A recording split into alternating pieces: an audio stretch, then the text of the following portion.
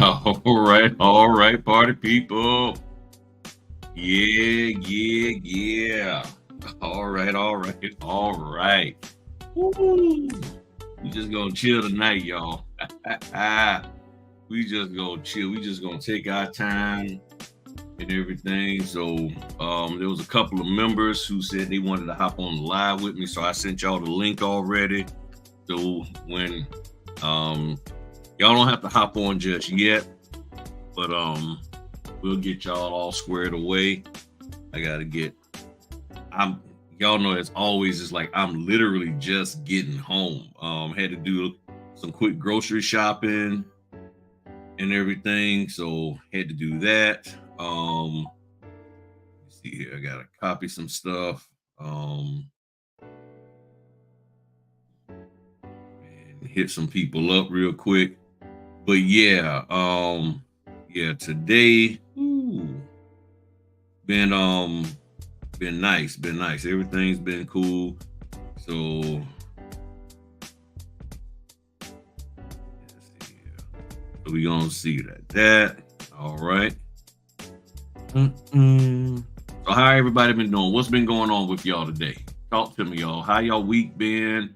Had any sign-ins? Anything interesting been going on?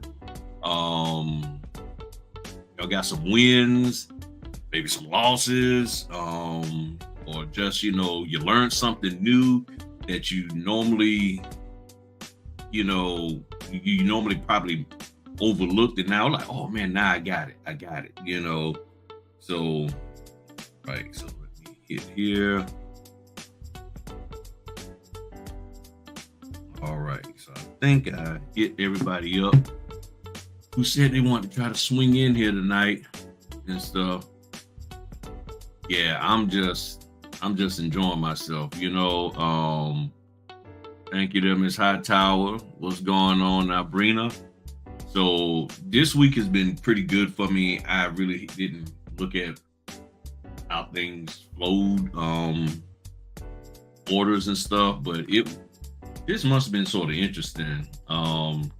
So what this week is like, it's been like, to be honest with you, ain't gonna lie. So it's been like, I had 1 and 2, 3, 4, that's 5, that's 6, 7, 8. Nope, that's not the one. 8.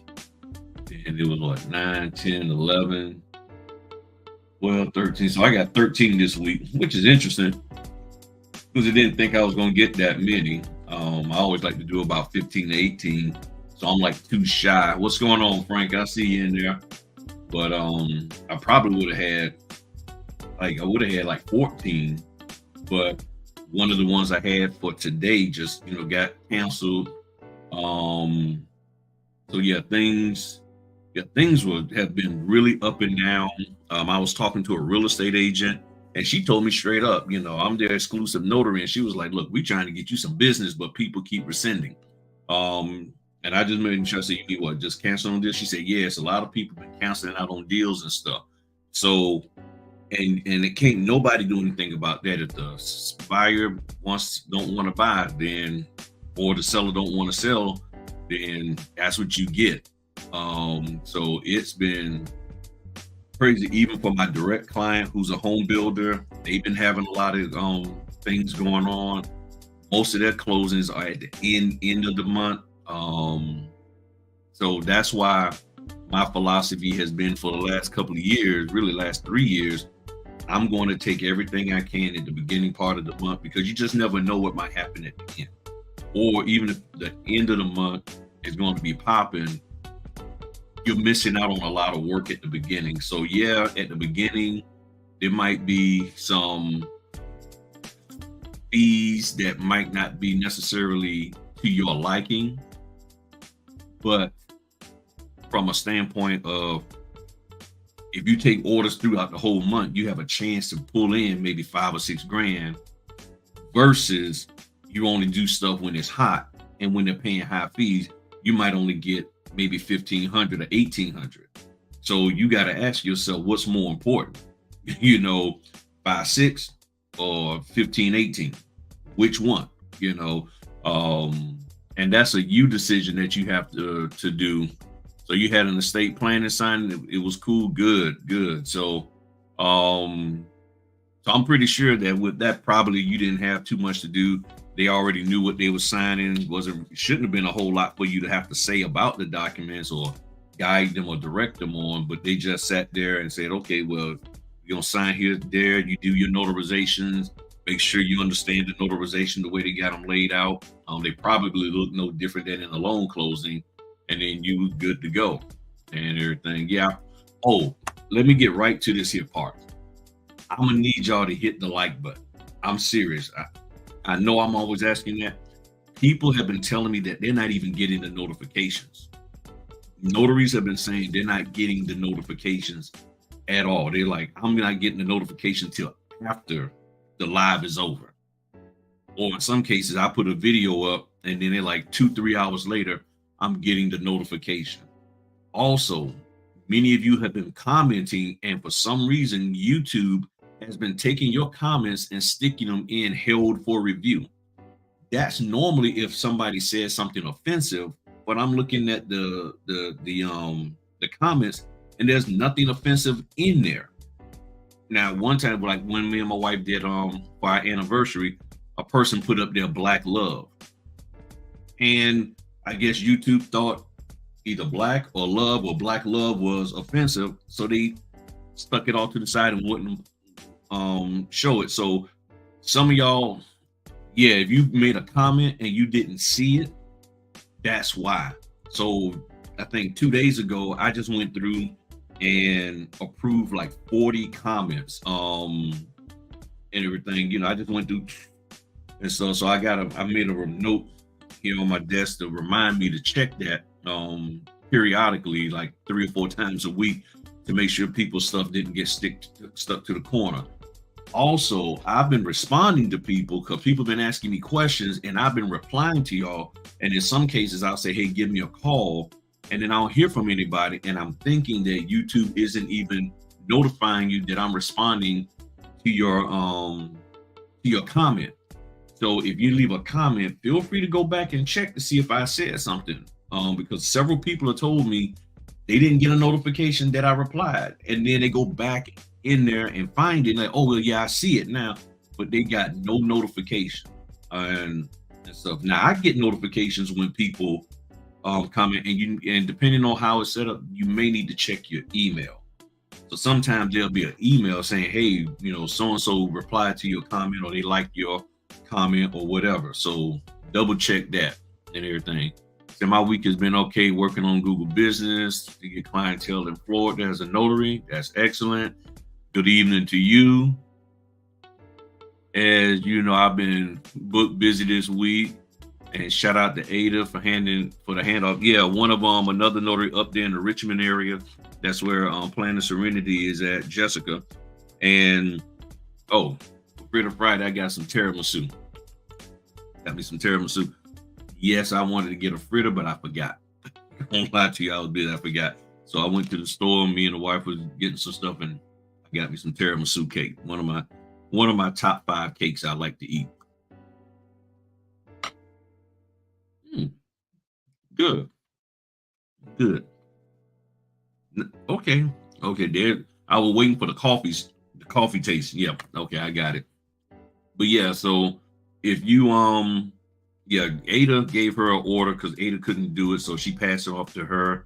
Then I met a young lady tonight who's a notary, and she used to be a client of mine. I used to do photography back in the day, and she was one of my first clients. I used to do every time she had a birthday party for her mom, she hired me as her photographer for it. So me and her had a conversation tonight at the Walmart, and she's a notary. I always mention to people I'm a notary, and she says she's one, and she's trying to do more Ron.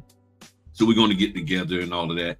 And she's interested in and I told her, I said, well, I got a person who you can probably help out with some face-to-face notary, since you live around here in our area, not too far and everything. So I'm gonna put her in contact with them, because sometimes they'll ask me to do some general notary work stuff, but I'm already, like sometimes I'm way out in Suffolk and I'm too far away. So she's working from home right now. So she's like, well, yeah, I can go over there and take care of it. So I'm gonna get her set up so she can start making some money doing that. Um, but yeah, so if y'all have if y'all commented or what have you, like somebody was saying they wanted to get with me, but they had their first signing, and I replied twice to them and never heard anything back. So I'm trying to help people as much as I can, but y'all gonna have to, make sure you check the stuff, your comments, because sometimes YouTube won't say anything. So that's why I'm asking y'all to please, hit the like button, share all of that good stuff, because YouTube has just been tripping. YouTube has been tripping hard. And I don't know why they're acting like that, but that's what they've been doing, and it is not funny whatsoever at everything. So let me check something real quick here. Yeah, see, like right now I got more people who put 2 weeks ago, somebody commented and all it said was totally agree with you, Griff, and YouTube blocked it. Heck, they even blocked my stuff. I'm serious. I don't get what YouTube is doing up there, but yeah. So I'm not sure. I'm not sure. So that's what's going on. All right. So one of the things we're doing now that's new is if you have a question, when you put it in the comments, when you put it in here, put a Q, put a capital Q so I can really see it, a capital Q in front of it, so that way I can see it and hop on answering it and stuff. So I wanted to pull something up real quick. I wanted to pull something up for y'all real quick. Grab it. Where you at, baby? Where you at?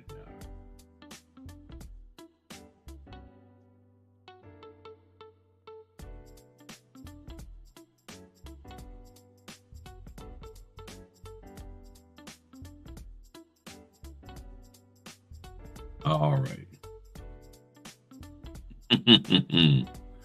So, here we go. All right. So y'all saw. Let me turn my music off altogether. So y'all saw my thumbnail talking about signing company explosion, and the title, 2024. What did I put up there? Because I be forgetting sometimes. Yeah, 2024, the year of the signing company. So I was making up all kind of names, the Hood Signing Service, Red Bottom Elite Signings, Back Alley Signings, Dog Signings, Four Clover Signings, Griff Specialty Closings, Nate Signing Service, and that's what you're gonna see, because so many signing companies out there, it ain't even funny, and people just gonna be coming up with all kinds of names and stuff. So, recently people have been talking to me and sharing with me information about several other YouTubers talking about becoming your own signing company or hiring other notaries. So you don't do the work, but you hire other notaries to do the work. So I just want to take a little time out and talk through this so we can, I'm going to give my perspective on this, because it's not as simple as people make it seem. If they're thinking it's simple, but it's not, because like right now, people are struggling. The existing signing companies are struggling to get work to give to notaries, and notaries are struggling to get work from them when they do have work. So I'm sitting here like, okay, you're talking about adding a bunch more into the mix, and they're talking about you don't even need to be a notary, you don't have to have any notary experience, just start a notary agency or a signing company. And it's like, okay, and if we're struggling already with the current signing companies and in our relationship with them, and we see that some of them aren't as professional as we think they should be, along with the notaries not being professional, You have signing companies who are really, really struggling to pay people on time and all of that. And some of them have been in the game for like 3 to 4 or 5 years. So now you're talking about taking somebody who has no business experience, straight W-2 mindset, and now you're saying be in charge of making sure these notaries get paid, be in charge of making sure these notaries get work.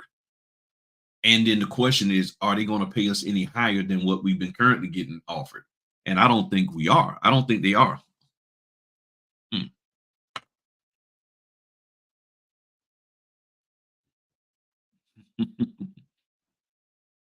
Yeah, red bottom. Because people like red bottom shoes and stuff.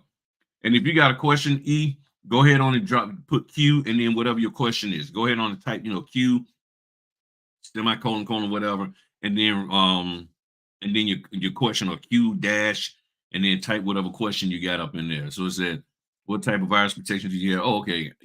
I'm using going it PC Matic. I've been using them for years. I have an agency. I paid $150, and I can put as many computers on there. So all of my computers is on there, and I've been using PC Matic for like maybe 7, 8, 9 years, and I haven't had any problems with them. And since I've been using PC Matic, I have not had any virus issues whatsoever. When I was using some Norton stuff and McAfee, I was having problems connecting with my whatchamacallit, the Ron. My camera wasn't connected, it was blocking access to my camera. When I use a PC Matic, I haven't had any problems whatsoever. Yeah. I'll drop a link in a second. Hold on, let me see if I can put it. Yeah, they used to do a lot of let me see here, because I yeah. Hold on one second, party people.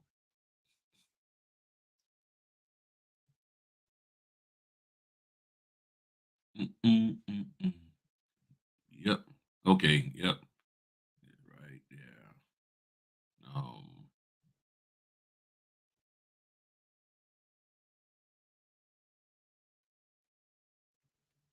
All right. Yeah. This isn't affiliate link or anything. This is just a regular link to their site. So I don't even know if I have an affiliate link or all that stuff. But yeah, I use PC Matic. What's the best way to get notice on Google Business? Any advice? I don't really use Google Business, but the main thing is, from my understanding, the more you interact, like putting pictures and stuff up there of your appointments and stuff, and since I don't like doing that, Google don't really push my stuff out like I should. But that's where the problem comes in. I don't really like doing pictures of these folk. I don't know y'all, so I don't really do that. But um I really, off the top of my head, with that Google Business, um my wife's Google Business works real well because she puts a lot of activity up there. So if you look up sharpen your skills, skills spelled with a Z, her Google Business page gets a lot of activity. I set it up, and she gets a lot of activity because she's constantly posting stuff up there. So I believe the more you post information up there, the more activity it'll get, the more people will look at it, along with, you get into reviews and things of that nature. But she gets a lot of looks on there across the board. Said I did a signing and I can't even turn my computer to send. Oh man, yeah, that's Jack. Yeah, and I had to buy a new computer because mine was starting to act up. I think it was just hard drive failure. So it might not be a virus, could be a hard drive failure and stuff. But yeah. All right. So, say, can we talk about how we protect ourselves during mobile notaries? All right, we'll get to that. We'll get to that. Are you doing any in-person training this month? Um, what I was doing, I do the training with the YouTube channel members, and this month and next month, basically, because of the holidays, I told them, any YouTube channel member, if you need to get with me, just get with me. And people just been calling me and texting me like, "Hey, can I talk to you for a few moments?" and all that.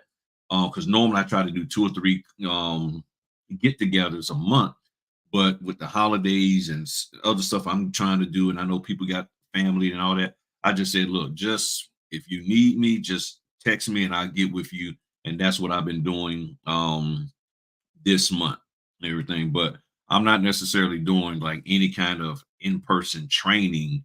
I stopped that almost a year ago, and everything. So I mean, nobody wanted to show up, so it was like no need to keep doing it and everything. So I would assume you're here in the Virginia area, Regina, and here's my email. Um, Email me and we'll figure something out. Okay, we'll figure something out and stuff. So what's going on, Oswald? Good to go. Good to go. um. Okay. Gotcha. Yeah, yeah. I've been talking about. I was talking mentioned last time. Somebody early this week. We have to come up there in Richmond and everything. And if I come up, I'm doing a. I will just get with y'all, do a free event. You sit down, chop it up, and everything. I'm not going to do this big production and all of that. It'll just be us getting together, chopping it up, seeing how we can help each other out, figure some things out, and all of that. It's a learning session. I mean, strictly learning. I'm not going to have there ain't nothing to be sold and all of that kind of stuff. I'm not against that, but that's just not me. Y'all need to learn, and I'm up there to answer your questions and get you educated in what you need to do to move forward in this business. So, going back to the signing company item. All right. So, with the signing companies, we have to think about this from a practical standpoint with the signing companies. Um, because I already predicted late last year that there was going to be an oversaturation of trainers and signing companies. And now I'm predicting that most definitely there's going to be an oversaturation of signing companies in 2024. So let me pull something up for y'all just so y'all can see where we're at right now. Okay. So companies.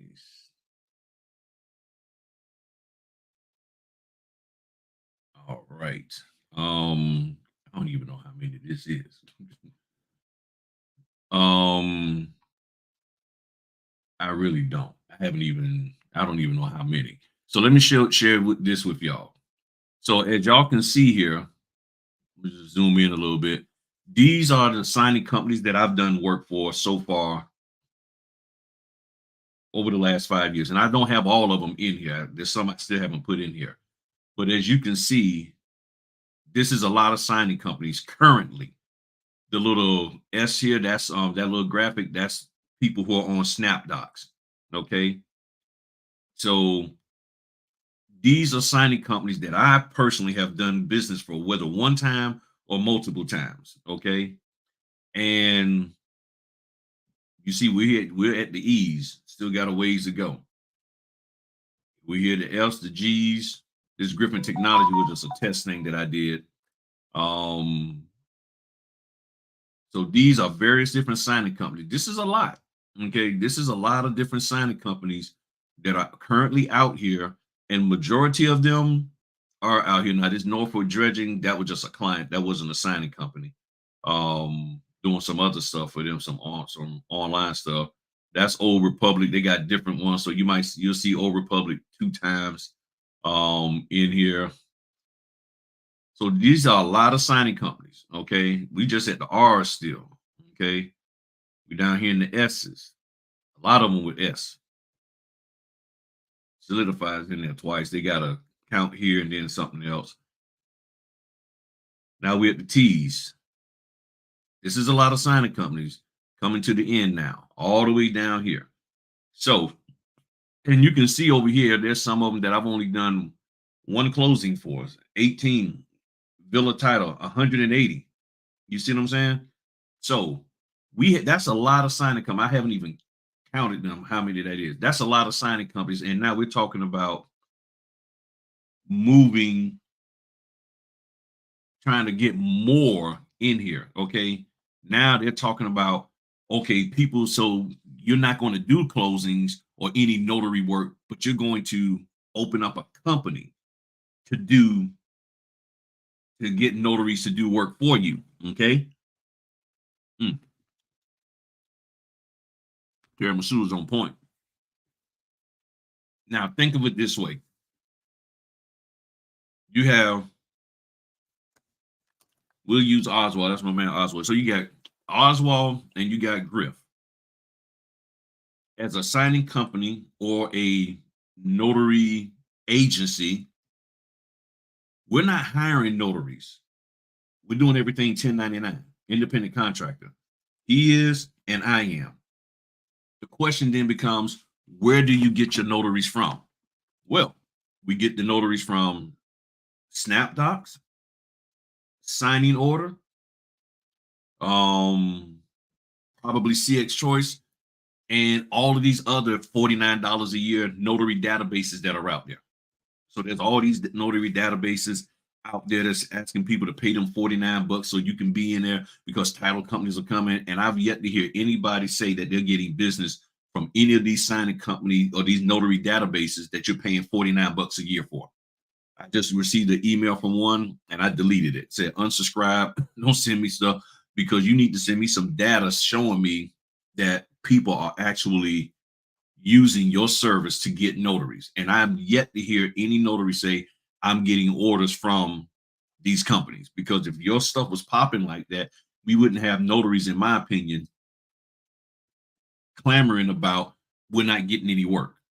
So you got two different signing companies. They don't have employees that are notaries, because you can't, because if you're nationwide, you're not hiring, you're not in Texas as a signing company and hiring notaries in, California as an employee. You're not going to do that. Okay.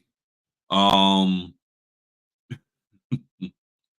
yeah, she said, I know that's right. Not paying to join them. Yeah, they got to provide some more proof. So Oswald and Griff are pulling notaries from the same pool, the same group of notaries, the same notary databases. So I'm trying to figure out how competitive can we be, because we're getting the same people. We're going after the same people. Now, they're talking about you marketing to different companies, marketing to all of these folk, okay, fine, you market to get business. Well, here's the thing.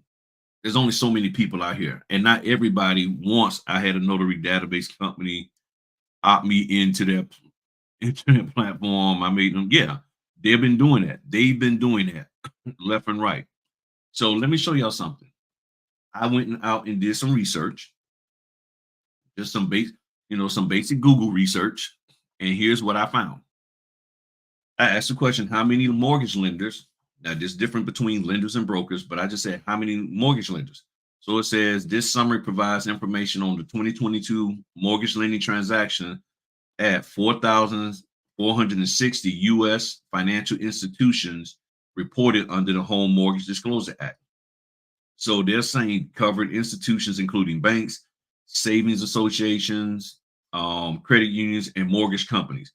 This is saying that there's 4,460 financial institutions that deal with mortgage lending. 4,460. Okay. Now, how many title companies are there? This is saying there are 23,879 title companies as of September 24th, 2023. That's a huge ratio. Now, we've already seen there's a lot of signing companies. We know there's a buttload of notaries. So now the question is, and I know you got the attorneys and all of that kind of stuff, but my question is this: if you all of a sudden get an increase of, let's just say, 200 new signing companies on top of what we currently have, they're vibing for the same people. They're trying to get business from the same people, the same title companies and the same lenders. And then they're using the same notaries. Now, here's the thing. If we say that the prices have dropped because there's a buttload more new notaries in the business, then what makes you think the price won't drop because there's a buttload more of signing companies? Because if Oswald is charging, work becomes scarce, right? If you know, right, just like he says here, work becomes sparse. So if you got Griff doing closing or any kind of note, and now when I say signing and stuff, that could be anything. Door knocks, could be retrieving documents, whatever, any kind of work, okay, that they want a notary to go do. Okay. Reverse mortgage, loan applications, it don't matter. This company is, because signing companies do it all. They take on debt settlements, loan mods, door knocks, go see if somebody's even, at work, whatever. So I'm taking that work, and let's just say I have a client that's paying me $400 a pop. Fingerprint Guru comes in. He's like, well, I want to start a notary agency signing company. But from a competitive thing, he's like, well, Griff is charging 400. I got access to the same notaries that Griff has. I'm gonna drop my fee. I'm gonna say, instead of 400, I can do 325. I'm gonna charge them 325. Now, if that company is very price conscious, they may say, okay, we're gonna stop doing paying Grip 400, and we'll pay 325. But then you have Oswald who comes in and say, well, I can do it for 275. So now, as you said, the work becomes sparse and you get less and less and less. And here's the thing: people are taking training on how to become signing company owners or notary agency owners. And what you're going to do, just like with the notary being a six-figure notary, everybody gets trained the same, and your marketing technique is the same. So you're calling people with the same spiel, the same, hey, how you doing? I'm so-and-so signing company. I'm so-and-so notary agency. And my notary's the ... And my notary's ... And then I call and I say the same exact thing because we're learning from the same person. And there's no differentiator. There's nothing that separates us from one another except for the fact that we're two different people. But the business model is the same. So now now the companies are like, okay, and next thing you know, all of us are calling the same people because we've been taught from the same person and we've been shown who to call. So now we're all calling the same groups of people. So if you got, let's just say 70 people trying to become a signing company, 30 of them are in the same city. All 30 of them are going to probably be calling the same people, giving them the same spiel. That's where it gets convoluted, and that's where it gets sparse, because now how do you separate yourself? How do you make yourself special? How do you make yourself stand out? Now the question then becomes, are you paying the notaries even more? You say, really, these signing companies can be different if they vet their own notaries versus database notaries. Boom. That is correct. But they don't want to take on the responsibility. Man, that is good.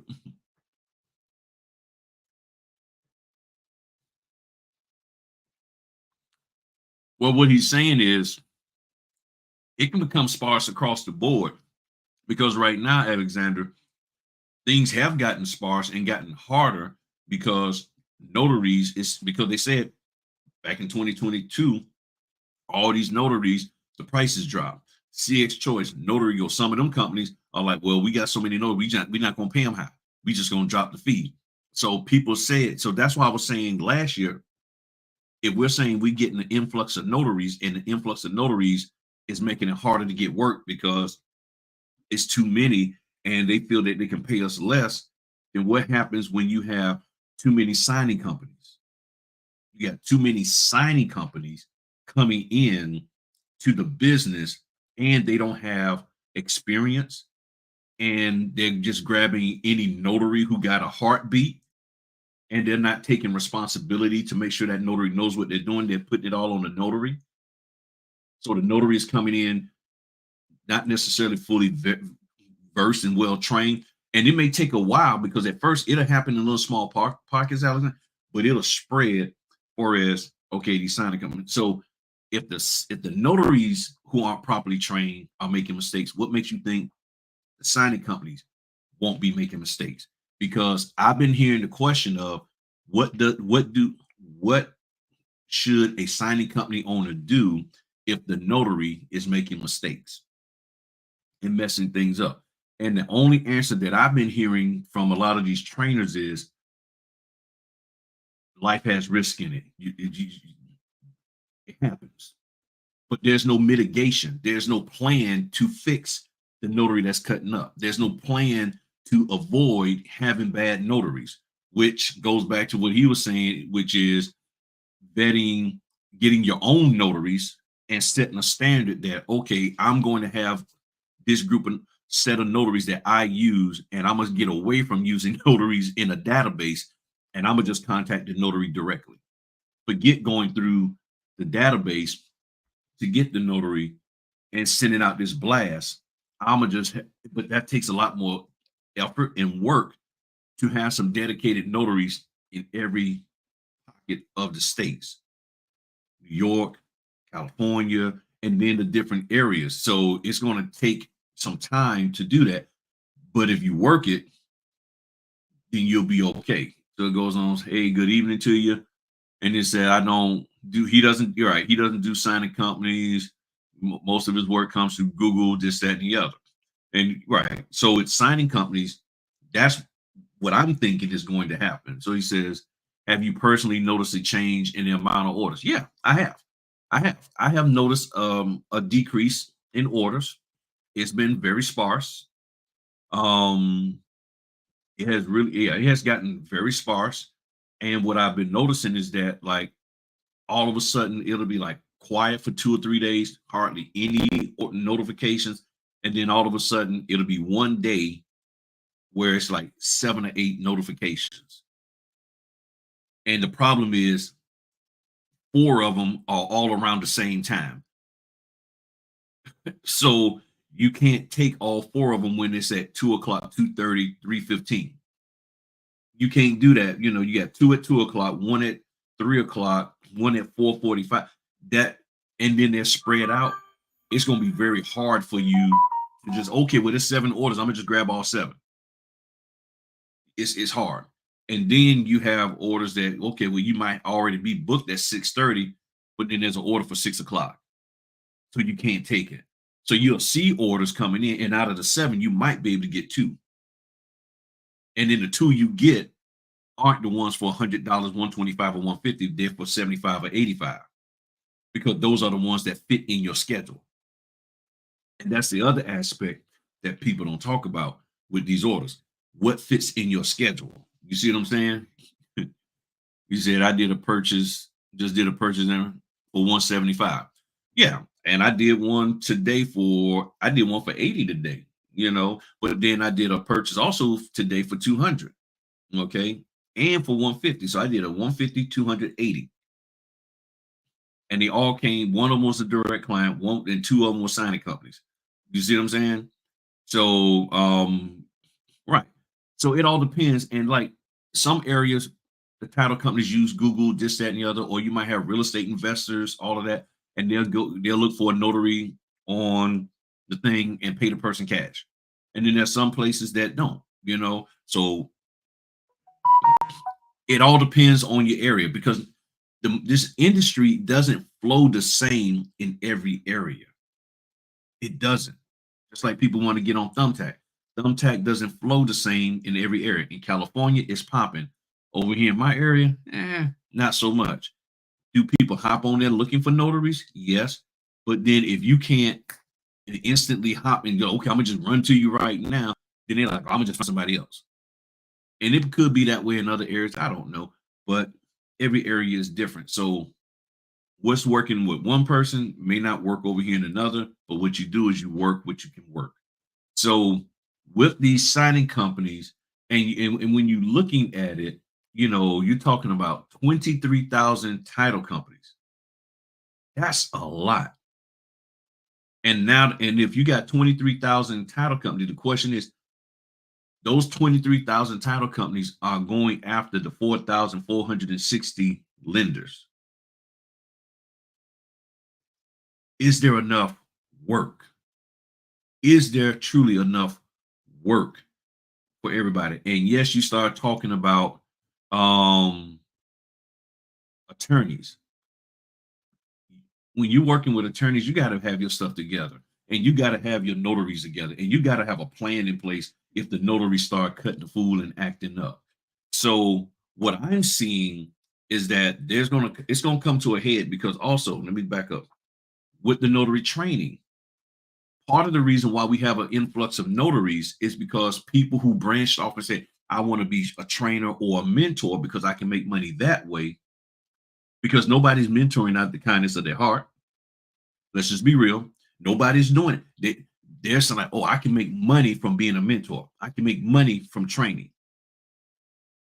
Well, guess what? The big boy trainers out there, let's just say, you got Vanessa Terry, Mark Wills, Ronnie Mickles, Bill Soroka, Kendra Lewis, Laura Bureau, and there's a couple of more I'm missing off the top of my head. But those six, okay, we'll take those six. You're not going to take their core base of people. They have followers that hang with them and stick with them. So if anybody decides to be a notary trainer, you're not taking people from them, because they have a huge following, each one of them respectively. So that means what? You got to do what?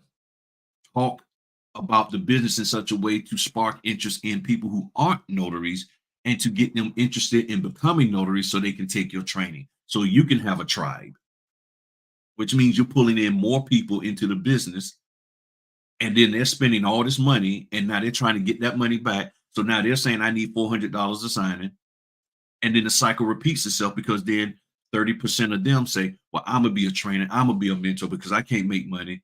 So now you got this oversaturation of trainers, which means you got an oversaturation of notaries. And then they say, well, I can't train anymore because I can't get more people in. I'm going to be a signing company. And I'm a hire notaries to send out to do the work. Let's just be real. Some people don't know how to talk and communicate like this. How are you going to convince a lawyer who got, let's just say, $200 million worth of clients? And yeah, I can do your estate planning. Just because you have a signing company or whatever, don't mean they're just going to jump on like, okay, well, yeah, that's what we want. You got to show them that you're going to be there for them. And here's the thing. If you can't answer the age-old question, what are you going to do if the notaries screw it up? What is your plan to keep the notaries from screwing it up? If you don't have an answer for them, because think of it, saying that, well, there's risk in life, and you just hope for the best. Try that to a loan officer, or you have an investor that says, okay, yeah, you know what, I want to invest in your business and help you expand your reach, because you just happen to be a person who can run it really well. But your attitude is, well, I don't really have a plan to deal with bad acting notaries or people cutting up. You just got to take risks sometimes. Those people not willing to take a risk on you when you don't have a plan in place to deal with bad acting notaries. When you don't have any idea of what you're going to do, no mitigation plan whatsoever. True business people want to know how you handle problems. What's your leadership style and your management style when there's issues? What do you do if the notary just disappears? What are your plans? Do you have statistics on that? And this is the problem that I see here that's going to be coming up, because when you start getting an influx and everybody's coming at the same group of people saying, I want your money, I want your money, I want your money, people are going to be like, whoa, whoa, whoa, whoa, whoa, whoa. Let me look and see what the heck's going on here. All of a sudden, here it is, February, March of 2024, and I got 17 different people who I don't even know who they are calling me, talking about they some kind of notary agency and they can help me do business here. I got people in my state calling me, people out of my state calling me, all of them saying the same thing. What the heck is going on here? Why all of a sudden this change and y'all all of a sudden y'all saying that y'all can help me with to do notary stuff. Where is this coming from? Most smart business owners are not just going to dive into it. They're going to be somewhat skeptical and everything. It's that's why I don't I don't start a signing service, because I have trust issues and my 5-star Google rating in the hands of unproven notaries. And that's a part of the reason why I haven't done it, because I, I gotta, again, we're independent contractors. There's a limit that people have of authority that the W-2 business owner has over us. It says there are top tiers, and you now have these hood trainers. That is correct. So let me see if I missed any questions. Did I miss? I think I got everybody's questions. And feel free to keep asking your questions and stuff. Okay, here's one. How can we tell what signing services are legitimate? I'm searching and trying to do research, but the same way they can figure out whether you legit. You really can't. That's the thing. You really can't figure out until they're not. You have to put some trust out there, but then you have to have a plan in place if they start cutting the fool. You need to keep records of all of your interactions with them. So no deleting of emails and stuff. Create a folder for each company, and all correspondence you keep a copy of. Don't just call and talk to them only. Send emails with your answers and stuff, or your questions, as well as answers if they ask you stuff. So if you do talk to them on the phone, also articulate it in an email. They say, well, how come you did such and such, such? Okay, well, I did that, and then hit them back up with an email so you can have proof. If they send you text messages, save your text messages, screenshot them, so you can have a plan in place in case something starts going south.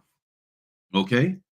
So it is hard because, one, there's no regulation, there's no governing body over signing companies. They can do pretty much whatever they want, and you don't even really know who the owner is. You have no access to the owner. There's no history of the owner, because if the person is not really big on the internet, there's no Instagram and all. They're just a person where they just hop up here and it's like, boom, oh, okay, well, I'm starting Griffin signing service. And if they're not doing YouTube and all that kind of stuff, you're not going to find any information on them. You're going to be very hard pressed to find anything about them to say whether they are or are not legit. That's where the issue comes in at. So you're taking a chance and you're hoping that they're going to do right. They may do right, they may not do right, but this is where it's at. So this is why I stress so much that notaries have to do what? We have to be on point with our role, because if the stuff hits the fan, you most definitely want to make sure that you aren't doing anything wrong. You want to make sure that you are doing things correctly in accordance with your state guidelines, so that if somebody decides to throw you under the bus, you got some protection. And you can stand in a court of law or anywhere and say, well, here's what I'm doing and here's why I'm doing it. Because a lot of the training out there does not really prepare you for that scenario. It doesn't. The training you're taking does not prepare you to be able to say, I'm following state law. They say you need to go figure that out on your own. We're not going to help you or train you anything about state law. You go figure that out on your own. So that means what? You need to go figure that out on your own for your thing. Said learn more at early on. Yeah. Oh, learn more about the hat early on. Keep copies of your messaging. I'm telling you, because they will throw stuff up in your face in a heartbeat. So right now, and when it comes to this, and I'm not saying you can't start signing companies or what have you, but you have to look at it legitimately in the logistics of it. If I start a signing company, and the notaries that I use from whatever database I get them out of don't do good. Then Fred starts a signing company, and I get fired because not because I'm doing bad. Let's just say I pay people on time, I pay a good fee, but the notaries themselves, who I'm hiring as independent contractors, jack everything up. So that company says, "Get out of here, Griff." So I'm gone. We bring in Fred. Well, Fred doesn't have any independent notaries himself. He has to go do what? Same notary database and grab notaries. Well, here's the issue. Unless that company who just hired Fred tells him, make sure you don't hire these notaries by name, Fred could hire those same notaries because he's pulling them from the same source. Then he's pulling Raphael, he's pulling Megan, who keep jacking up stuff, won't show up, being late, all this, that, and the other. And now Fred signing company is in the same predicament as mine was because we're pulling from the same people. So again, now you as a signing company owner, what is your plan to deal with that? What is your plan? First of all, you better ask them, okay, are there notary? What happened? And and are there any notaries you don't want us to use? And you have to let them know, here's where I'm getting my notaries from, and here's my plan to ensure that the notaries act right and do right. Problem is this: if you as a person don't really want to do that, and that's not who you are, you can't sit here and say, oh, well, I'm gonna have a plan in place to get these notaries straight. Well, if you're not willing to do it and you don't believe in doing it, that's not your personality, you don't have the necessary leadership skills, guess what? You're going to have to hire somebody to do that. And that's going to cost a pretty penny. You can hire me, I'll do it, but you're going to have to pay me some money, which is going to cut into your profit. So help me understand, people. Tell me if I'm missing something here. Tell me, what are your thoughts on this potential explosion of getting new signing companies? Because they're going to be promising stuff. And the question then becomes, will the new signing companies pay me more than what I was getting with the old signing companies? Will they? Will they pay me actually more? Because if the current signing companies are barely paying 100, what are they doing to ensure that they can pay 100 or more? And if the only way you can pay me 100 or more is if you're pulling in $400 a head, okay, per assignment, great. But then if somebody undercuts you and say they'll do it for 300 or 275, will I get that same fee? That's the question.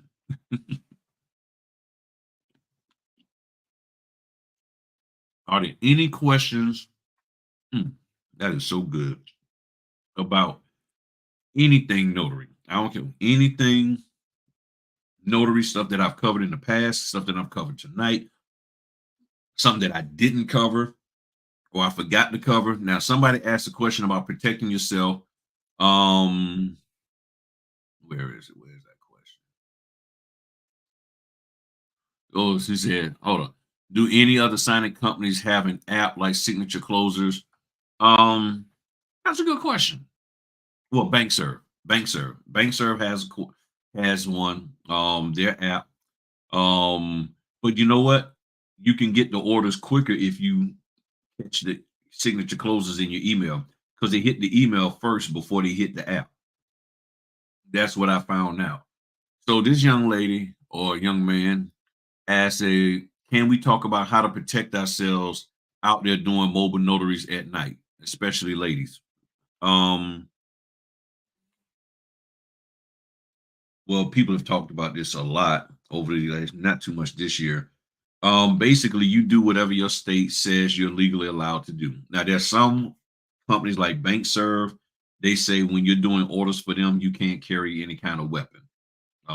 Now, they didn't clarify whether you can carry a weapon just and leave it in your car, or don't carry a weapon into the actual signing itself, or don't carry a weapon at all on you, whether in your car or out. I don't.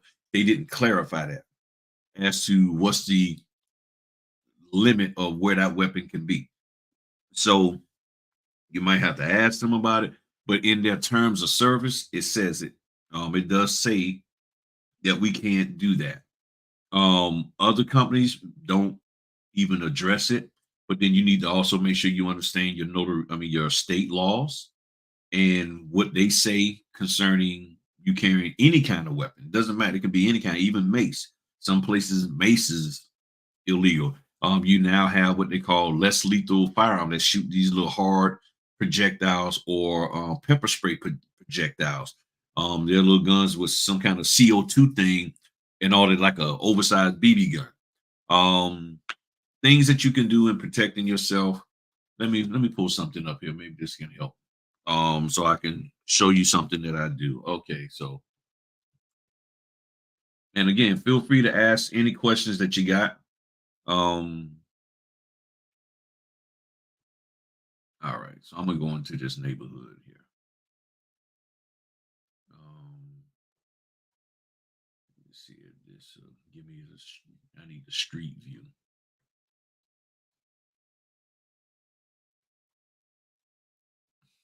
All right, so all right, so let's look at this real quick. So here's a this is no client of mine, but one of the things that I do. Um so one of the things that I do is I always park on the street. I don't park in people's driveways unless I absolutely have to. I try not to block people's mailboxes. And a lot of times, what I try to make sure that I do is I park the car in a direction um, that I can get out of the area quickly. Um, so I'm trying to. I don't know why this is not letting me.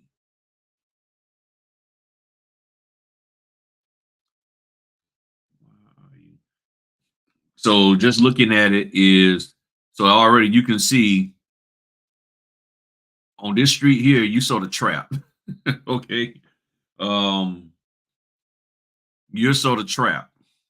You're sort of trapped here and everything. So it's like I'm gonna make sure I park in such a way that if I need to roll out, I can roll out pretty quick. I know how to get the heck up out of here. Um, but I tend to try to park on the street. So I can get in the car nice and easy, have access to it, and I'm not blocked in or any of that kind of stuff or blocking people in. Sometimes what I'll do is if it's at nighttime, I will drive in the neighborhood. A lot of time I try to get there early. Even if I got to be a few minutes late, I will sometimes drive through the neighborhood and just get a feel for the neighborhood. Okay, what's going on? What kind of folk around here? Things of that nature before I park. And you can do that. You do whatever you feel necessary to protect yourself from um, from anything. That's what you really need to do and stuff. So you find a spot where you can park and you park there. If you need to park in the driveway, then park in the driveway because some streets don't afford that. Um, Sometimes if it's easier, sometimes I might park over here off to the side and walk around, but you do whatever is necessary for yourself, okay? Whatever yourself. And you got the oil-based pepper spray as well as the gel. The gel is more wind resistance, it's a little thicker. Um, this can be a great project for anyone willing to certify a list of notary state by state. Yep, that is true. Um, Yeah, they hit the text and then the app finally, okay, gotcha. So you say I wouldn't work at night. And that's the thing, you don't have to work at night. It's completely up to you. I personally have not had any issues whatsoever. The craziest thing that ever happened to me was that I was out here driving and some kid decided to ride his skateboard in front of me, and he was dressed in all black and almost hit him. Other than that, I've never had anybody come up to me. I've never had anybody question me or approach me aggressively or anything. Now, because of stuff that I have to do in the evening, very rarely do I work past 6 p.m. If I have to, I will. But for the most part, I'm a lot of the orders I'm getting now, I'm actually done by 5, 6 o'clock. And there's no need for me to actually try to there's no need for me to actually try to do 8, 9 o'clock because I'm not even seeing those orders. That's the thing. Now, in some areas, those orders are out there. In my area, I'm not seeing 7, 8, 10 o'clock at night closings. And of course, now it's getting darker earlier.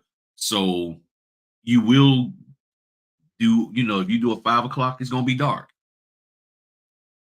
you know. So whatever you feel you need to do to protect yourself. And I'll be honest, there's some people you can be straight daylight. There's people still gonna be nervous. That could just be who you are as a person. Um,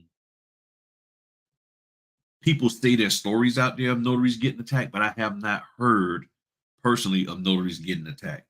Now, have I heard stories of some of the male signers taking a special interest in the female notary? Yes. Can I get your number and call you later? Like to have a little cup of coffee? Yeah, I've heard of that. I've also heard of title company owners pushing up on notaries. So you can get pushed up on in a title office too. So I've heard it, there's no boundaries to it. So it all depends. But you do whatever you feel that is necessary, but just understand the laws concerning self-defense. You have a right to protect yourself, but the law will come after you, even if you just have a stick. If they feel that it's not justified, or if there's a law for you where you have a duty to retreat first, meaning you have to try to get away, and you don't, and you just go to welling on somebody, you're like, I was scared, so I just ran them over with my car. You could end up in jail. So, in other words, find a way to get control of your emotions to the point that you don't just go and react and end up in a bunch of trouble because you thought something. You saw somebody walking and they had a little swagger to them. Oh no, and you just run them over. Oh, you coming to get me? Oh, you coming to get me? I was trying to go home. That's just the way I walk. I mean, you got folk that walk like that, and everything. But you have to be I'm telling y'all, people talk about self-defense. You got to know the self-defense laws, because if you don't know the laws in your state,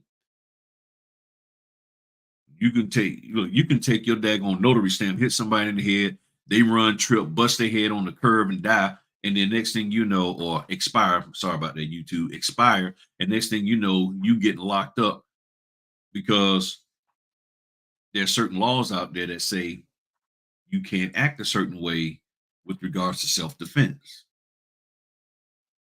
So you need to know that. But whatever you feel is necessary to protect yourself, you do it. I'm even more cautious and careful during the daytime.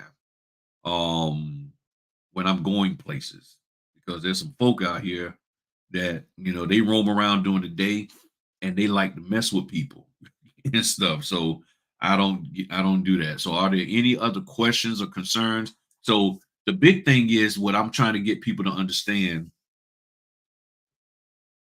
as notaries, when we get this influx of signing companies, guess what? It's going to be even more important that we do right, as I was saying earlier.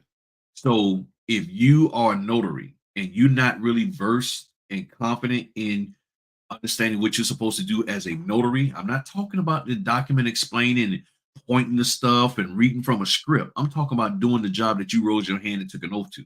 If you're not confident in that, do you really think this 29-year-old person who don't know anything about notary but started a signing company that they actually going to look out for you? They're going to actually have your back. They actually going to use their E&O, that they're going to actually use their E&O to pay for your mistake. Because that's really what it comes down to.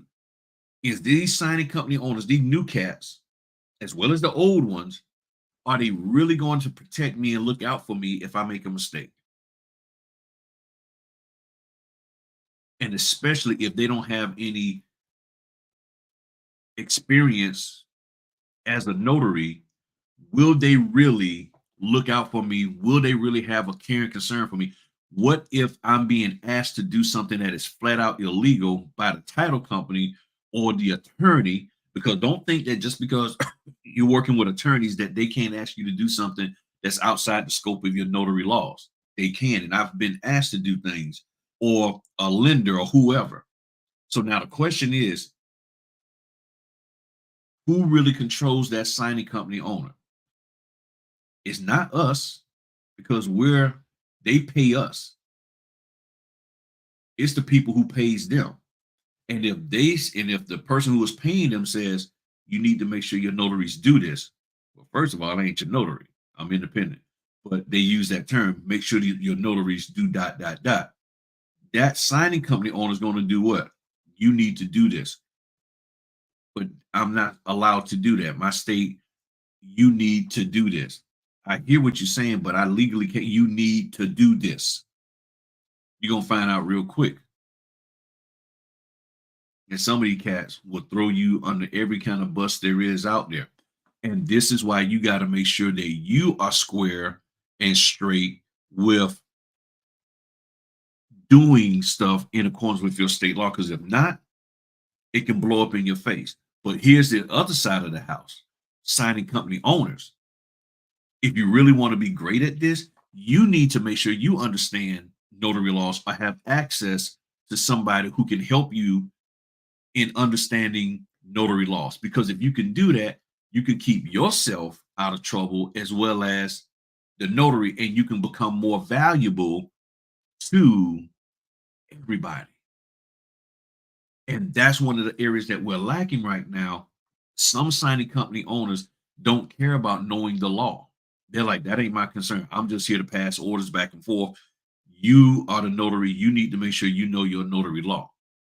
And if that's the approach you want to take, nothing wrong with that. But when the notary stands on what's right, you got to be willing to accept it and like, okay, my hands off. Because if your hands was off before, then your hands should be off even now. Once I show you, here's what the law says. And the young lady says, here, good night, everyone. I got 3 signings in the morning. Okay, gotcha. So what concerns, now based off of everything that I said, what concerns do you see? You all of a sudden, because now what you have is people are purposefully trying to train other human beings to be notary agencies slash signing companies. That these are people who never been a notary, and they are just going to be the ones to get you business. So that's what their goal is to train them on how to do this so that they can make money, 50,000, 60,000 or whatever per month. And now you have all this whole influx of people coming in. How do you think this is going to affect the notary business? Because you cannot have a increase of 300-400 signing company owners and it doesn't affect the notary business. There's no way you can have that increase of people and it doesn't affect it, because we said we've been affected by notaries coming in, so we're going to be affected by signing company. So how do we make this work? How do we continue to get livable fees coming to us? Because at the current level, you're saying there's a problem with the fees. Will that get better or worse when we have 2, 3, 400 more signing company owners?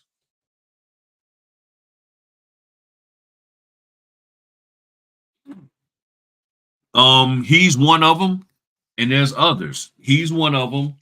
He's one of them. Yeah. Hold on one second, y'all. My sinuses gotta blow my nose real quick.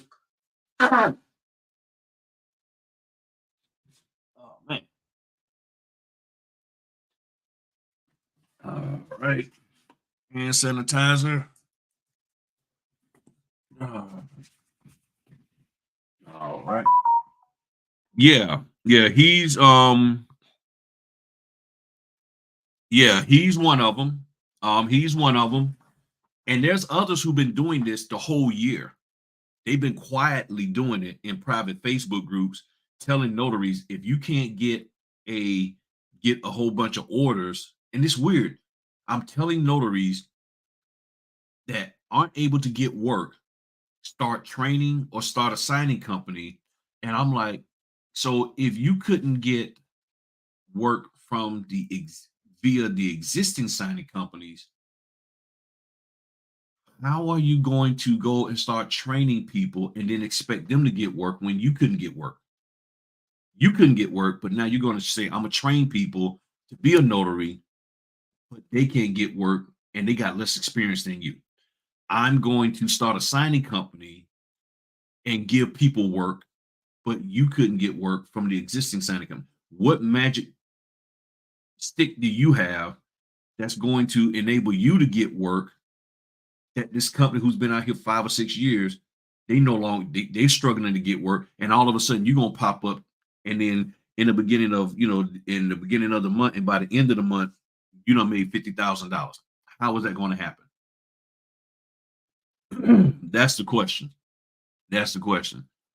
So, given the state of the trainers out there, what resources do you recommend new notaries to learn about how to notarize properly? I'm looking to start part time in the business in 2024. Great question.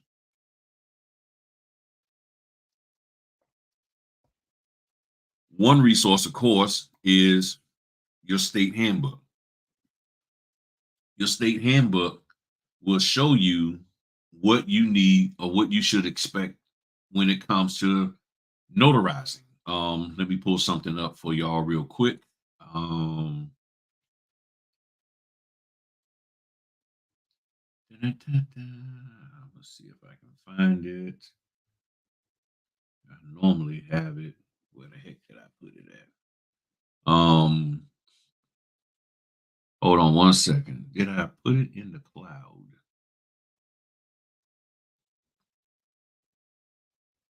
Ah, here we go.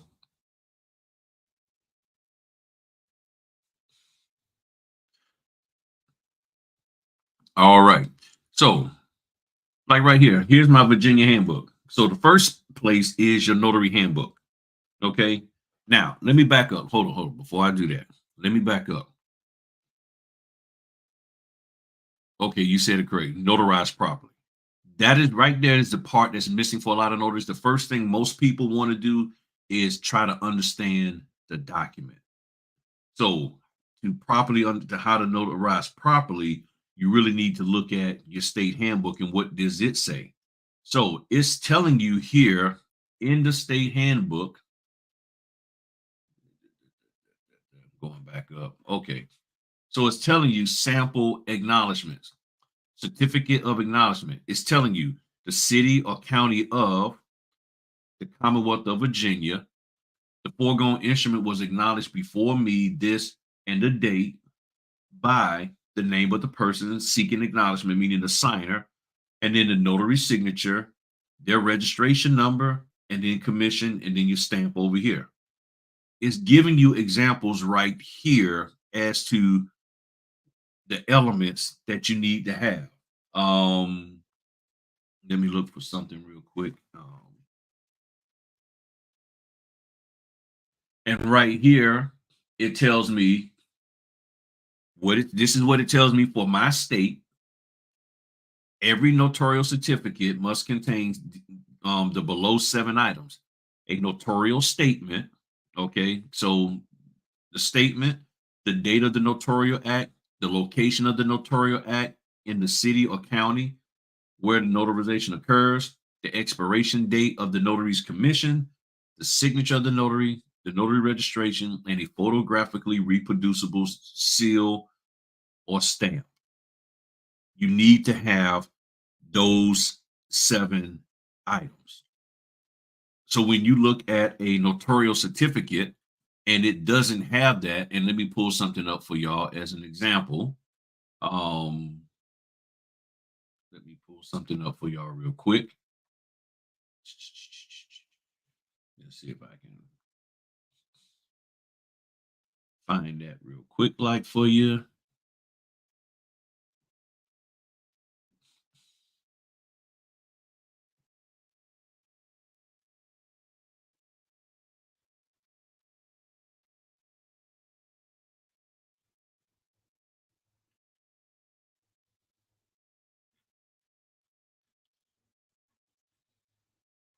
Let's see here.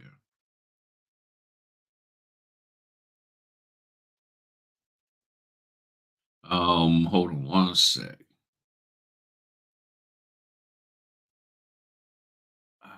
Oh, hold on. I know. Hold on.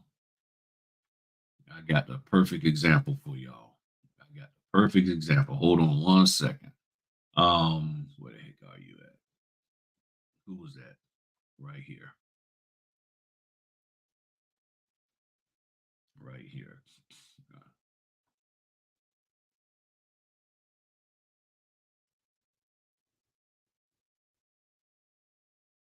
Hold on one second. Ah, this is perfect. This is perfect. This is perfect. All right, let me do something real quick. All right. There. I just got to take these people's names out. And all right. All right. So I'm just double checking something real quick, making sure nobody's personal information is in here. All right. So let's look at this here. Look at this now. Check this out, Christopher. So over here, so this here, you can tell, okay, this is supposed to be, and this is in errands, omissions, this, that, and the other. Okay. So for Virginia, over here.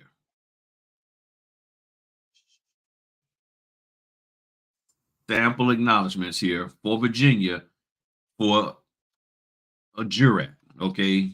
For it says here, the foregoing instrument was subscribed and sworn before me this blank date. In this order here that I did today, let me zoom in a little bit. In this order here, it says sworn to before me. That's not the way Virginia says as an example. It should say subscribed and sworn.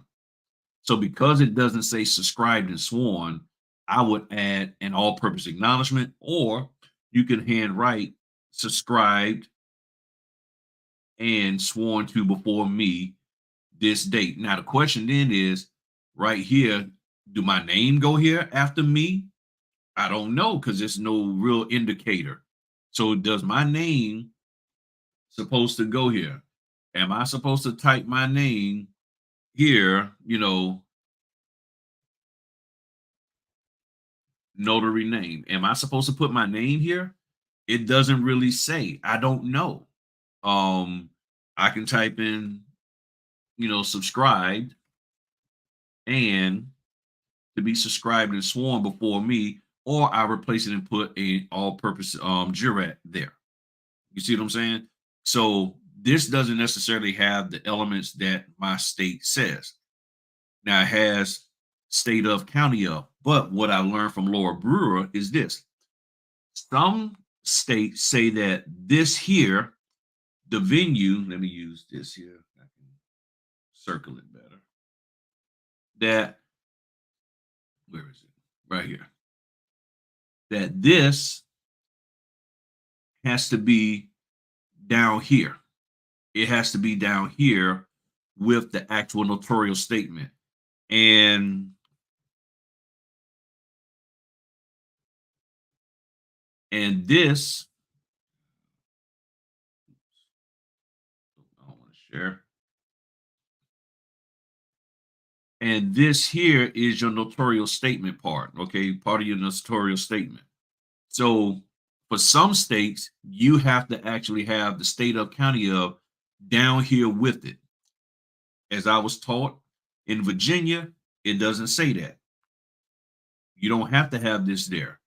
Now, if this is on one page and my notarial statement is on another page, I'm handwriting in state of and county of. I'm actually going to do that so that so I will sit there and I will type in, state of, Virginia, county of Norfolk. I will handwrite that in there. Okay. That's what I would do, especially if it's on a second page. I would do that. Now, if for some reason my whole notarial statement is just broken up, like this is on one page, and then this part down here is on another page, I'm adding a notarial certificate. I'm not, because Virginia says the notarial certificate got to be all on one page. So you have to find out what your state law says as to whether or not this can be just on the page, or it has to be down here. You have to find that out from your state, okay? And see what your state says for is proper. Laura Brewer has good training, and she looks into all of that. And that's one of the questions that I had, and she told us straight up, there was nothing that says that it has to be right there. Okay, as long as it's on the page, you're good. All right. So, question here. Oh, that's another. Says I've seen several of those asking me to teach them to give the oath, and I said no. New York doesn't necessarily means that other states say it the same way. Correct. That is correct. So when I do the oath, my oath is very very simple. You can have them raise your hand, or they don't have to. I haven't found anything that says it's mandatory that they raise their hand. Some people say they raise their hand like the NNA because it makes it more official, but you find out what your state says regarding that. All I simply say is, do you solemnly swear or affirm under penalty of perjury for the Commonwealth of Virginia that the answers you give to any affidavits are true to the best of your knowledge? That's all I say. Do you solemnly swear or affirm? You're going to swear or affirm. NNA has a great video out there on oaths and affirmations. You need to look it up and look at that video, and it breaks it all down. You can say, do you solemnly, you can explain to them the difference between swearing and affirming, and then ask them which one they want to do. And then you can craft it that way. Say, do you solemnly affirm under penalty of perjury for the Commonwealth of whatever, state, or for the state of such and such, that the answers you give to any affidavits is true to the best of your knowledge. That's all you're doing. Now, whether you do it every single time or just one time, you talk to your state and find out. The main thing is, as long as you know you did your part, that's all that counts, is that you did your part and you did everything right.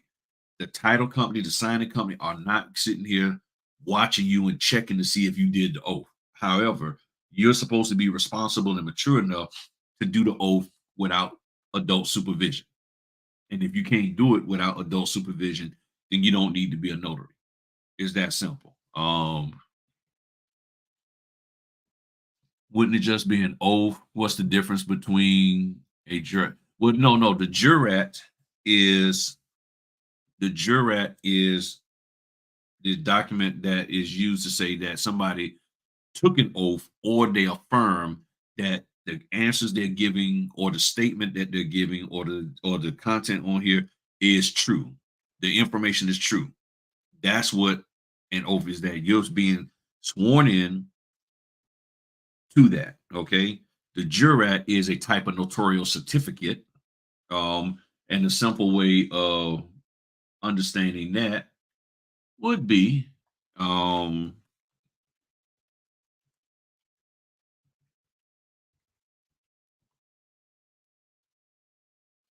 The simple way to figure that out right here and right now, right here. Jurat, a person who has taken an oath or performs a duty on oath. A juror, a statement on an affidavit of when, where, and before whom it was sworn.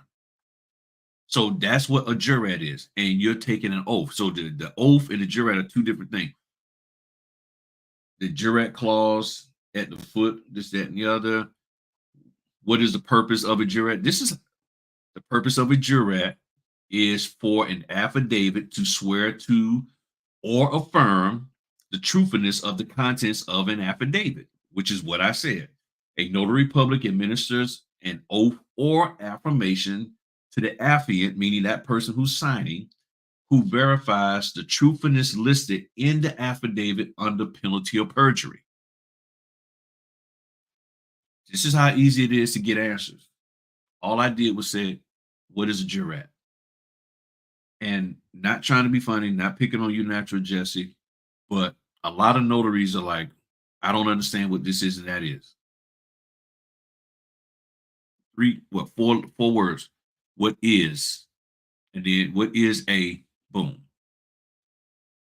That's why I did a video, about what seal is. What does seal mean? What what does seal mean in notarizations?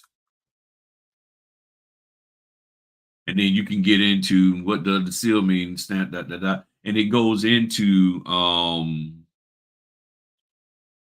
about the seal and the whole history of the seal. And I did a video on that and everything. The seal and signature. Yeah, what does seal mean? Right. Here it is. The word seal at the end or below a signature line means signature. For example, a mortgage note or deed of trust will have seal at the end of the line for the borrower's signature. A person's signature is considered their seal. So what does that mean? That means you're not supposed to be stamping the word stamping every time you see seal on their signature line. But notaries are doing that because some trainer told them, well, just to be on the safe side, just stamp every time you see the word seal. Why couldn't somebody just simply, let me show y'all again. What does seal mean on signature line or on a signature line? Bam, you got the answer right there. Let's see here. Let's see what Chat GPT has to say. What the heck? Let's ask Chat GPT. Maybe they got something different.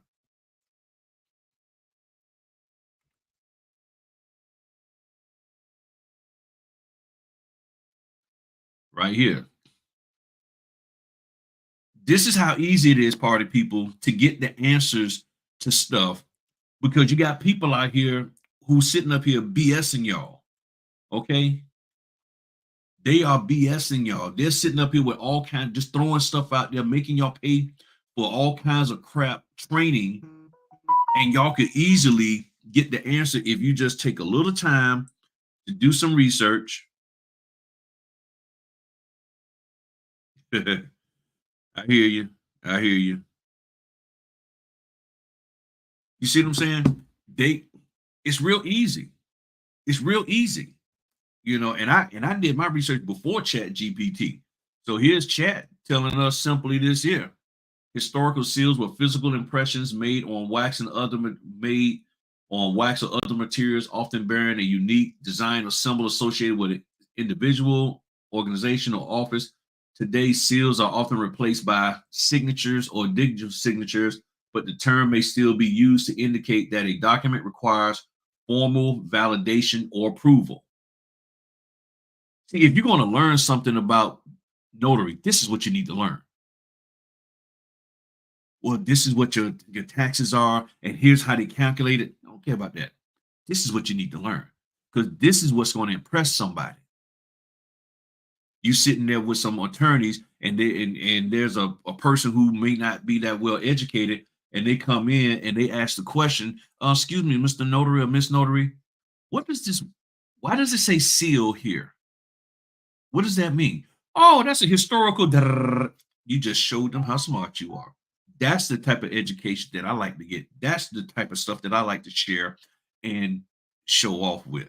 That I know what my job is about. I know why the word seal is there. Did I know that when I first started? No, but I found out. And you know why I started researching it? Because I was getting phone calls all the time from notaries saying they got in trouble because they were stamping on the documents every time they saw the word seal.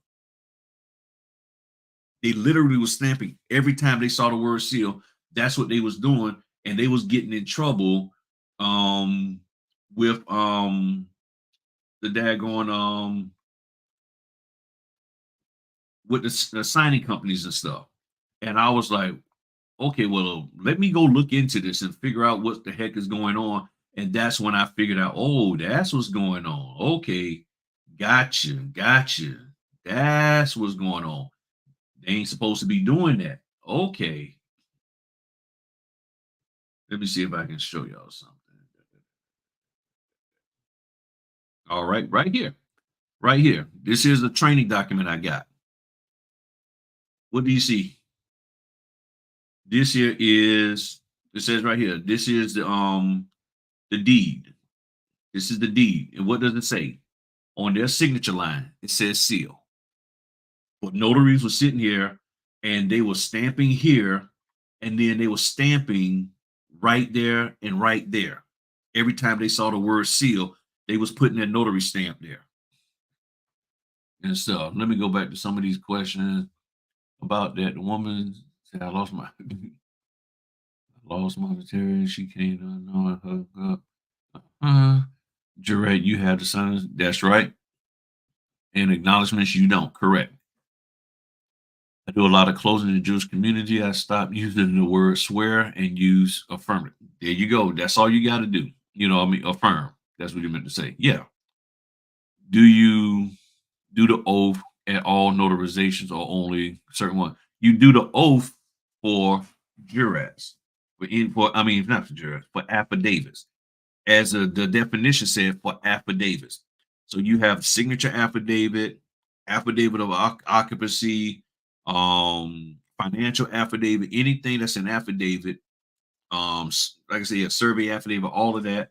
You do it there. Let me pull something up for y'all. Let me see if I can find something for y'all. This is good.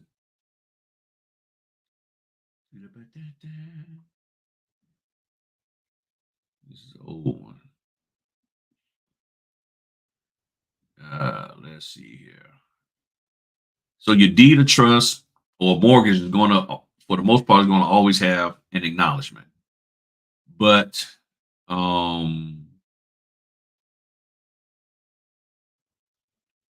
this is an old one, so it should have something in here. Hold on one second, my man.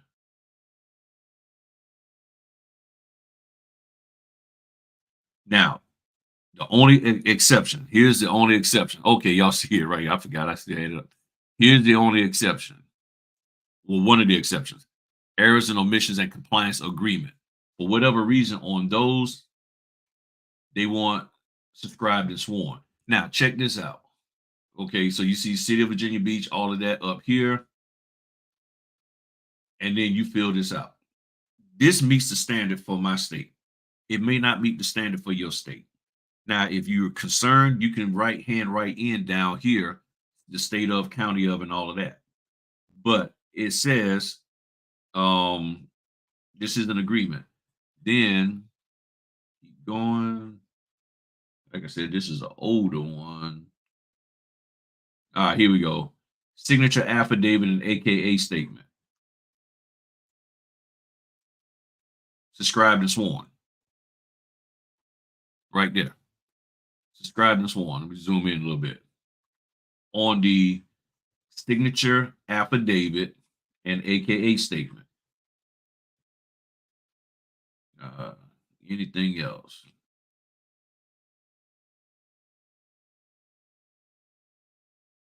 And this here is corrections agreement, limited power of attorney,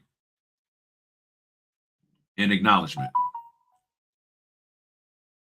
So that's where it's at. Sorry about all the fast scrolling, y'all. Just trying to get through. And this here is power of attorney, acknowledgement. Okay. Don't get caught up. When you see it, you'll know what to do. Okay. You will know what to do.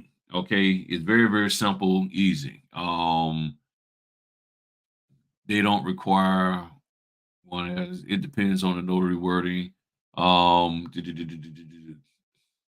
It, Ideally, what they want, it says like they want you to use an ink stamp, not the embosser. They don't want you using the embosser. They want an ink stamp. Said my kids always say Google is your friend, mom. That is correct. That Alexander, you have to recognize the diggers see between the two. Okay. And then meant that the document you had up once said it does not say subscribed and sworn. It right. Yeah, it just says sworn. So if it says sworn only, I'm adding a jurat. I'm just bam. I'm gonna just add a jurat, or I will handwrite in subscribed on there. You can do that, and I have not had any of them rejected, depending on which way I do. I see that question a lot in 2021. I looked it up and found the meaning. Griff, your video was very helpful too. You're welcome. You're welcome. So what we have to do is very simple.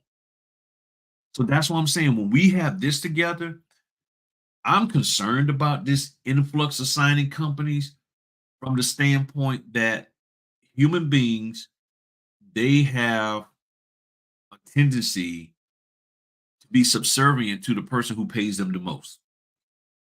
And since we're not paying the signing company owner, they tend to follow what the advice or the direction of the title company, the lender, or the attorney, or whoever is paying them. And that person can say, well, I will pull my business away from you, signing company owner, notary agency owner, if you don't get these notaries to start doing what I want done. Because my state says we can do it this way. But what they fail to realize is that the notary is obligated to do what their state says. And there's no getting around that. The notary is obligated to do what they're supposed to do in their state, by their state laws. And that is the hardest thing for people to understand and accept. And that's why I wish the National Notary Association and any other association out here that's supporting them would come more to our defense to back us up when we tell them we can't do this, rather than saying, well, we're only talking to you, Griff, because you paid us for the service. But I need you to sort of be a little more public about it, because that same company that wants me to do this thing illegally is the same company that said we want to hire only notaries that took your training. So if they want notaries who took your training, shouldn't you be willing to correct them when they say, now I want that notary who took your training to violate their state law? That's really what's happening. And correct me if I'm wrong, people. Tell me if they're saying, I want you, and thank you again, y'all, for hitting the like button. Please hit the like button. I want your note. I want people to take the NNA notary certification, the signing agent training, and I want proof of it. I even want to see what grade you got. Now, go do this here because I said so, even though that's in violation of your state law. Make it make sense. And then you go to the NNA and they say, well, you just don't have to do the work for them. Why can't we do it right? Instead of moving away from doing the work, why can't they do things right and I operate correctly, they operate correctly? Because at the end of the day, it's not about doing it just for that title company or lender. It's making sure we're doing it right for the consumer, because our state has entrusted us to do things correct for the consumer. That's who we're supposed to be doing things for for the consumer, for that person who's signing that document. So if you're asking me to do something that is in violation of my state laws, I'm not doing the customer, that person, that consumer, I'm not doing them right. I'm not treating them fairly. And that's what we're supposed to be doing. So that's the part that's really confusing to me, across the board. What items do you carry in your notary bag? I actually did a video on that. I'll be honest with you. Um, and I would say and I did a video about what thing called hold on.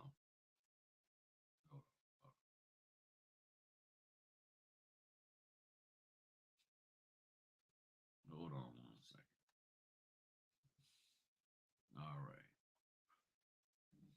Hold on.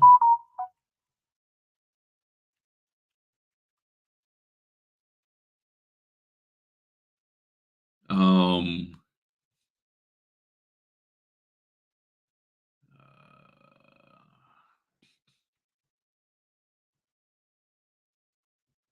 hold on one second.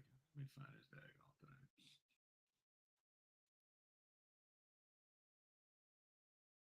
All right.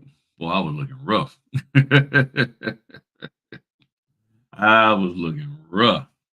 Um, so here's the video. Boy, I was looking rough. Um, here's the link to that video. Notary bag. Um, and one of the things that I share with people all the time, how you can find videos. Just think of a subject that you think I might have done. So like Griffin Notary, new notary. Boom. I'm a new notary. What's next? So I would share this new notary. If you're trying to find a video out, like people ask me about printer stuff, all you got to do is that printer. Boom. All kinds of stuff out here. I have a whole playlist. If you click on my channel and you go to, the main thing, you'll see all the different playlists and everything that I have out there. Um, the stuff is easy to find. You just have to, you just have to search and just like Griffin Notary and then the subject, whatever subject you think. And I might have done a video on it, might not have, who knows, and everything. And stuff. So that's all you really got to do. And let me show y'all something else here. YouTube, and any other questions you got, concerns about the business, anything. All right.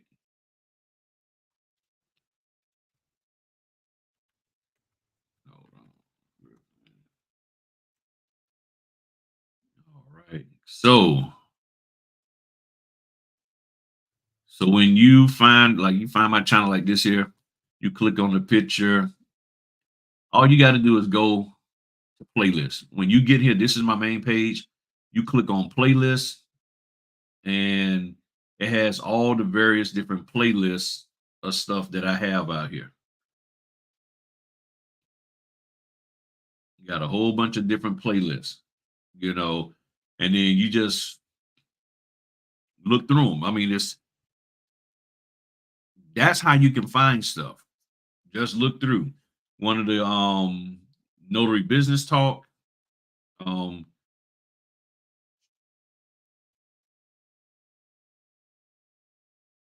got 156 videos in it. Got 156 videos in there. Okay. Um,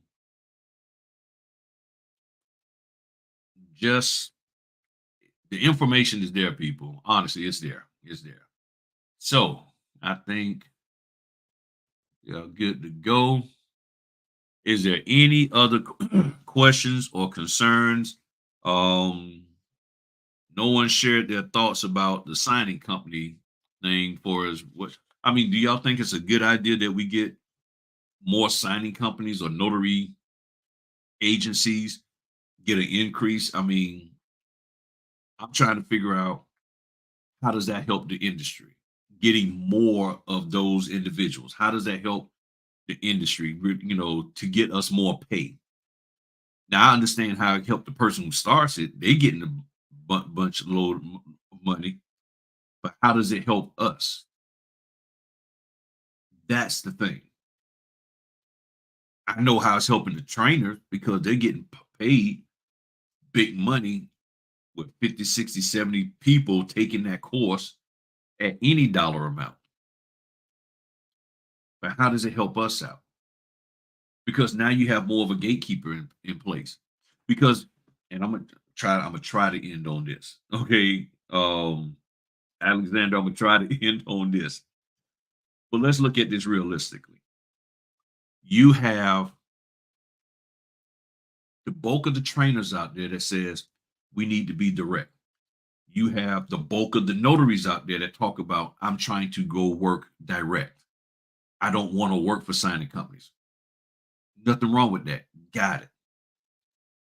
But what I don't understand is for so many trainers and mentors and coaches to say you need to go work direct because you get more money. Why do they then turn around and train people to be signing company owners? That's the part that I don't understand. Why is it so important to be a signing company owner? Why not be a title company? Be a title company because the title person, the company can pay the notaries more because there's no middleman of the signing company. Personally, I'm fine with the signing company, but I'm just saying from the it doesn't make sense to me that now we're going to increase the number of signing companies. And you can't even find out how many signing companies because that's not even a stat because it's not regulated and no one and they don't have to register with anybody. You probably would have to do a search with your Secretary of State to find out how many signing companies. You would have to look for, a name like just signing company or closings or something like that and search your Secretary of State for businesses that are listed that way. I'm like half a step away from doing it right now. I'm not going to do it. I'm going to make that a separate video and all of that. But that's what you have to do. So people going to do what they want to do. I'm just trying to see how it benefits me because now here's what happened. When you get more signing companies, then the notaries are like, man, I'm not getting the pay that I thought I would get, and it's getting even worse. So now what do the notary do? Does that notary who's not making the money like they thought, what's their next step? Either get out of the business or do what they did. I'm gonna start me a signing company. But who are you getting the business from? Because if you end up having 45,000 signing companies, that's more than the title companies. That means there's not enough title companies to support the signing companies. Oversaturation. So people gonna do what they want to do, and I'm cool with that. I'm just saying, you as a business owner, you need to be aware of this so that you can plan accordingly, so that you can adjust how you deal. So now you can understand why maybe some of them got a little short tempered, this, that, and the other. Oh, I see the fees it's getting hard. I'm trying to just make you aware. That's all. I'm trying to make you aware. What you do with the information, how you approach it is completely up to you. But you need to be aware, and nobody is making us aware. They're just saying, just go do this. Here's the next money making thing. That's really what it boils down to. This is the next what? Money making opportunity. Oh, be a notary. Okay, do apostilles.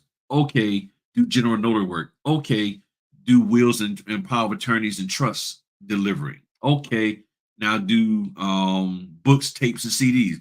Okay, be a trainer. Okay, be a mentor. Okay, be a coach. Okay, be a signing company owner. At some point, you're going to come to the edge to the end. What's next? That's the thing. What's next? Oh, start your own notary association like the NNA. And now we all going to have, now you're going to have 15,000 notary associations to compete against the NNA. Is that what's next? That's the question. You said, my man says, the NNA is not going to regulate the industry. They're not going to do that. And they've already said that many, many times. They're not going to regulate anything.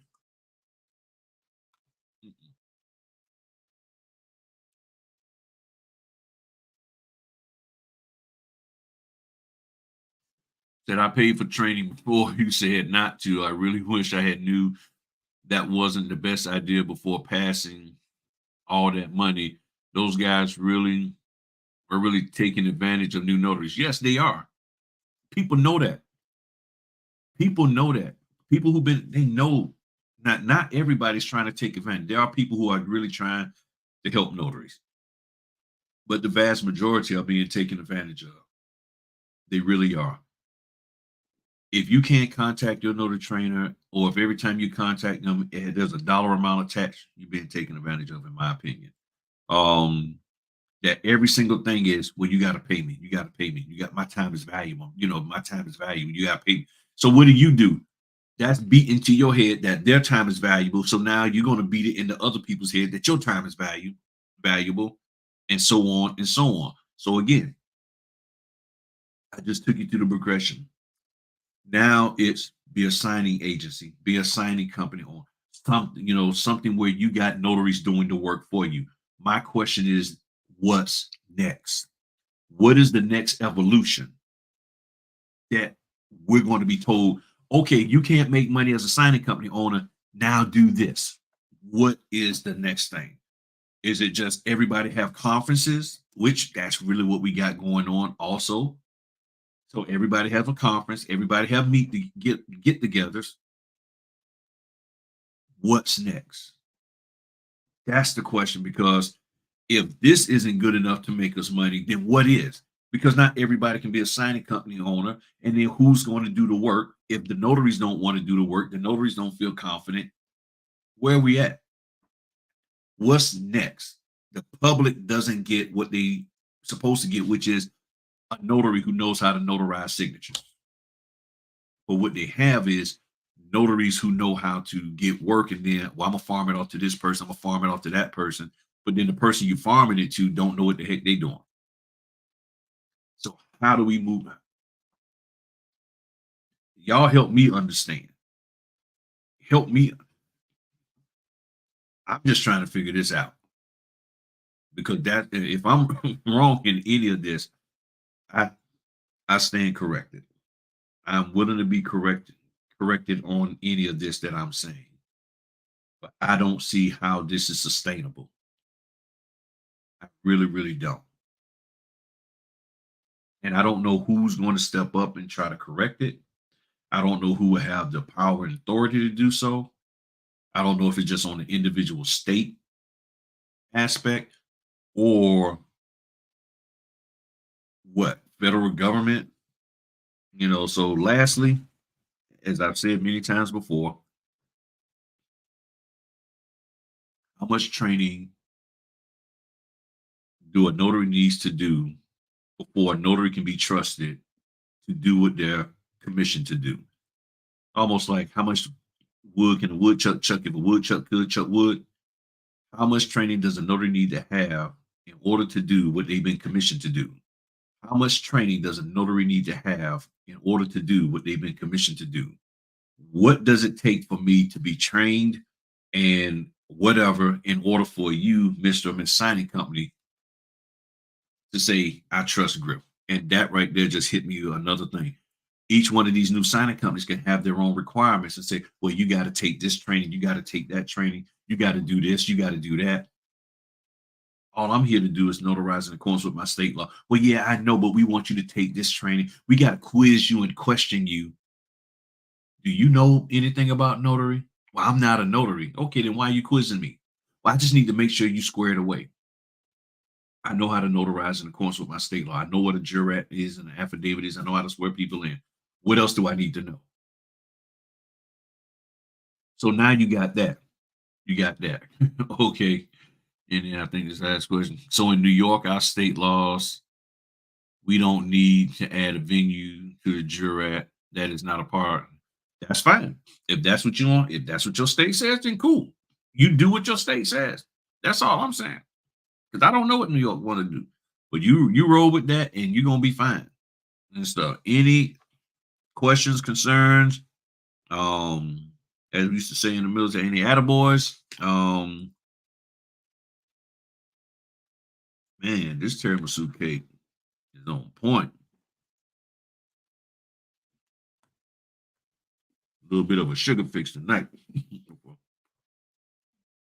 And stuff. I gotta print my documents and everything for tomorrow. We got 2 closings. So I guess we're all good to go. All right, party people. Y'all have a wonderful evening. Thank y'all again for everything. I truly do appreciate y'all. For those who looking at, sorry that if you didn't get the notification, YouTube been tripping. But other than that, I will see y'all. Oh, hold on, hold on. Yeah, I do use invoices. I use Square, Square invoice. The Square system.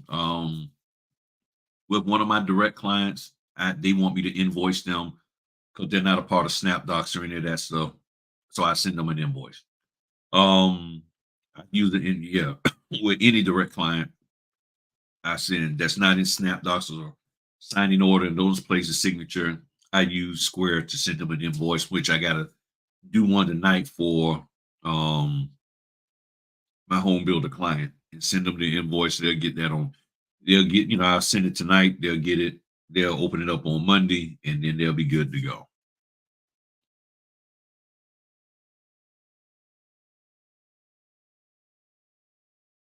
And he said it must be a laughing stock when it comes to yeah. Okay, you also use it. So good, good. So we straight people. We are straight.